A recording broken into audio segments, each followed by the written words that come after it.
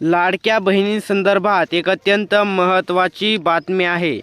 मुख्यमंत्री माझी लाडकी बहीण योजनेचे सर्वत्र महाराष्ट्रात पैसे वाटप झाले आहेत आणि महिलांना 1,500 रुपये देखील मिळालेले आहेत। मात्र तरीही काही महिलांच्या कमेंट येत आहेत की त्यांना जानेवारीचा हप्ता हा मिळालेला नाही। तो हप्ता कशामुळे मिळालेला नाही हे सर्व पाहणार आहोत। त्या अगोदर चॅनलवर नवीन असाल तर आत्ताच सबस्क्राईब करा, जेणेकरून तुम्हाला या योजनेसंबंधातील महत्त्वाच्या अपडेट सर्वात अगोदर पाहायला मिळतील। तर लाडक्या बहिणींचे पैसे आले हो। मुख्यमंत्री माझी लाडकी बहीण योजनेचे जानेवारी महिन्याचे पैसे वितरित होण्यास सुरुवात झालेली होती शुक्रवारपासून।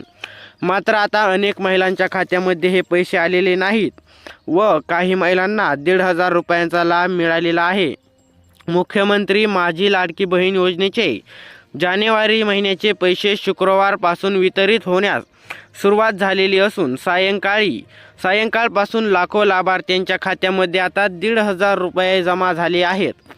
आता महाराष्ट्रातील सुमारे 2.5 कोटी महिलांच्या खात्यामध्ये लाडकी बहीण योजनेचे 1,500 रुपये हे जमा झालेले आहेत। मात्र आता अनेक लाभार्थ्यांच्या खात्यामध्ये हे पैसे जमा झालेले नाहीत। त्यांनी त्यांच्या बँकामध्ये जाऊन किंवा यांच्या ऑफिशियल वेबसाईटवर जाऊन चेक करू शकता की तुम्ही पात्र आहात का अपात्र।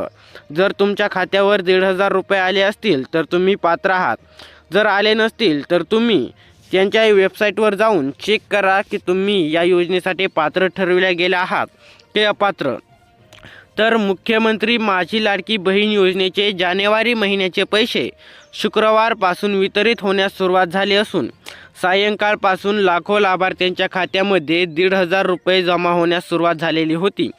महायुती सरकारने महिलांच्या खात्यात दरमहा 1,500 रुपये थेट जमा करणारी लाडकी बहीण योजना जाहीर केली होती। या योजनेतून 2.5 कोटी महिलांना लाभ मिळालेला असून पुन्हा महायुती सरकार निवडणूक आल्यापासून ही योजना पुन्हा कधी सुरू होणार अशी विचारणा होत होती। त्यातच आता महिलांना पैसे आलेले आहेत। मात्र आता ज्या महिलांकडे 4 चाकी गाडी आहे तसेच त्यांचे वार्षिक उत्पन्नामध्ये त्यांच्या वाढ झालेली आहे अशा महिलांना आता जानेवारी महिन्याचा हप्ता आलेला नाही। जर काही महिलांना मेसेज आले नसतील तर त्यांनी बँक खात्यामध्ये जाऊन चेक करू शकता किंवा त्या बँकला पोस्ट बँकमध्ये असेल तर त्यांच्या नंबरवर मिस कॉल देऊन चेक करू शकता।